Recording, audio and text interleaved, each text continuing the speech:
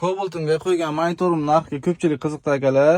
Hozir buni ramkalari, usta pulisi, monitorni o'zi hammasi necha pul turishini hammasini birma-bir ochib beraman.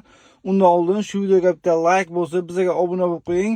Shu video bir hafta davomida 50 mingta like yig'sa, obunachilarim orasidan bir kishiga shu komplektdan xohlagan mashinasiga sovg'a qilib beraman. Monitorimiz 10 dyumli akalar. 4 ga 64. Narxi $80. Ramkasi $17 akalar, trubkalari bilan komplekt, ana shu tepaga ko'tarilgan varianti $17 ramkasi. Cobalt avtomobil uchun kamblok kerak bo'ladi. Ustonovka uchun kambloksiz bo'lmaydi. Kamblokimizning yaxshisi $12. Usta pulisi $13 akalar. Общий Cobaltga $127 ga ustonovka qilib beramiz. O'zinikini xohlasalar sotib ham olamiz. Boshqa mashinalarga kamblok kerak bo'lmaydi. Nexia, Spark, Gentra, Nexia boshqa mashinalarga kerak bo'lmaydi. $115 ga tushadi.